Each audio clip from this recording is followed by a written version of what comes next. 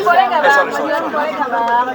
Ya. Oke, ada persiapan khusus nggak sih Bang menjelang pencoblosan nanti? Kalau dibilang persiapan khusus enggak, malah kemarin aku ya ke dokter karena kemarin saya batuknya luar biasa.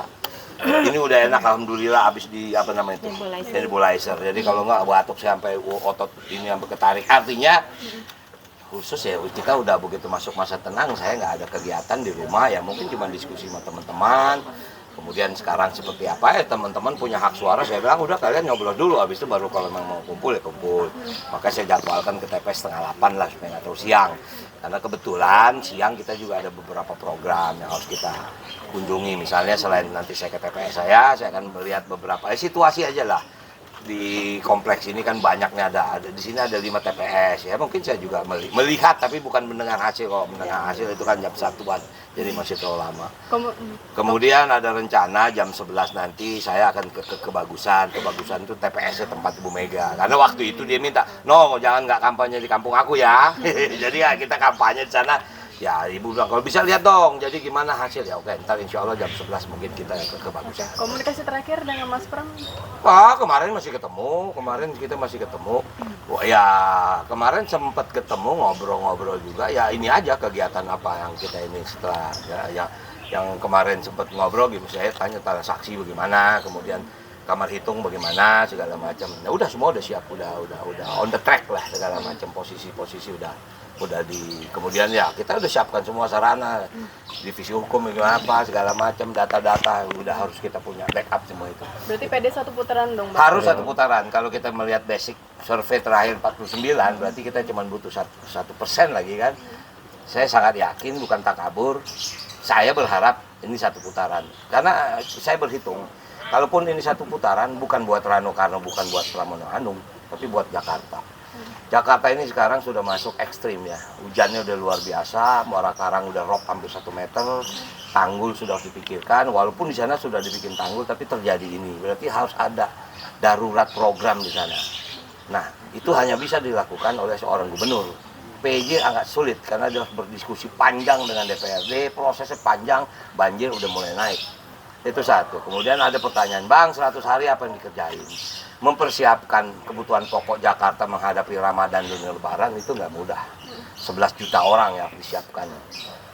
Alhamdulillah zaman Bang Anies, Pemprov DKI itu sudah punya satu konsep yang dibilang kontrak farming, yaitu kontrak kepada petani penyangga untuk pengadaan bahan pokok Jakarta. Misalnya seperti beras, daging dari NTT, kemudian ayam, sayur, artinya sudah ada. Nah cuman itu kan memerlukan satu decision. Nggak mungkin seorang sekda berani keputusan, karena ini mengeluarkan anggaran yang besar, dan anggaran sudah dianggarkan, tinggal dijalankan gitu loh. Jadi artinya Ramadan, Lebaran itu bukan program yang mudah Mbak, belum mengurus transportasi, kerjasama dengan Polda, KJP segala macam, kemudian apa namanya ya BPJS Kesehatan, kemudian belum dengan, waduh itu saya pernah punya pengalaman, walaupun mungkin anggap saya setahun di Banten, tapi sulit mengatur transportasi saja, sulit mengurai kemacetan Merak saja, wow.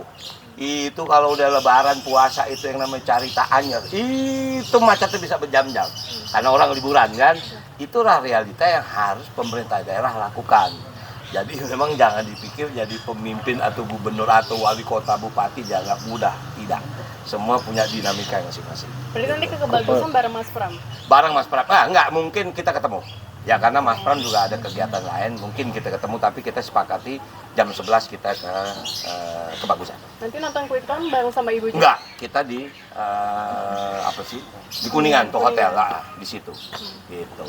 Kalau jadi Bang Dul bilang bahwa Bang Dul sangat yakin 1 putaran. Nah, faktor apa yang membuat Bang Dul yakin? Apakah faktor nama Sidul yang memang melekat pada Jakarta? Atau tidak, tapi faktor masyarakat Jakarta mendukung 03. Saya hanya faktor kecil dari sebuah peningkatan elektabilitas. Siapa yang kenal Pramono Anung? Dia mulai dari 0, tapi sekarang dia sudah sampai. Artinya kita sama-sama kerja. Makanya kita yakin, saya juga agak kaget loh, ternyata pasangan kita, pasangan yang paling banyak turun. Berdasarkan laporan dari Bawaslu. Kita nggak punya target untuk melebihi siapapun, karena memang Mas ini kita sadar nih. Ya Mas Pram sekali-kali dia bilang, wah ini kalau bukan Bang Dul, kalau bukan Bang Dul. Itu kan artinya beliau punya keyakinan, Bang, kita kerja keras. Oke, kita mapping lah wilayah-wilayah. Karena nggak mungkin semua kita menang di setiap wilayah. Nggak mungkin utara bagaimana, selatan bagaimana, barat. Itu kan kita mapping segala macam. Nah, kita bagi. Cuman kan masalahnya kita ini startnya kan lamban, bukanlah memang beda dengan yang lain. Yang lain udah 6 bulan yang lalu kan, OTW Jakarta. Kita kan 28 Agustus. Makanya kita kaget waktu 6 September survei keluar pertama 28%. Wow, apa yang terjadi? Karena lo dul, mana enggak? Ini masyarakat Jakarta memang. Karena saya ingat sekali, ya rumah saya ini kadang-kadang jadi warung. Ingat pada waktu kota kosong terdengar, masyarakat Jakarta bilang, Dul, kita ini punya harga diri. Kita ini bukan pakaian kotor yang mau dimasukin ke kota kosong. Kita lawan. Itu yang membuat saya juga surprise. Apa sih seorang Sidul? Apa sih seorang Rano Karno? Tapi ini memang masyarakat Jakarta ini bergerak. Dia ingin sekali ini menjadi awal kebangkitan dari sebuah pesta demokrasi. Pak, kalau pada akhirnya 2 putaran quick count itu tidak sesuai harapan, misalnya 2 putaran atau nggak apa-apa, bahkan kalaupun itu realita pasti nanti ada strategi lagi. Strateginya apa? Nanti Anda wawancara saya lagi, jangan sekarang. Kalau sekarang ketahuan. Ini nanti ke TPS sama siapa aja Bang Dul? Saya sama Mbak Dewi aja, karena anak-anak TPS yang lain. Saya di 65, di sini di komplek di belakang. Kalau anak-anak di belakang temboknya ada masjid, ada musola. Itu sialnya bagus banget. Wah, ini kebetulan kan pesta nih. Ini kita lagi pesta nih, makanya kalau DKI pesta begini. Dan saya yakin semua TPS pada pakaian nih, ada baju ini, ada baju Jawa. Ya itulah, makanya kita bilang, oh, ini pesta harus bahagia.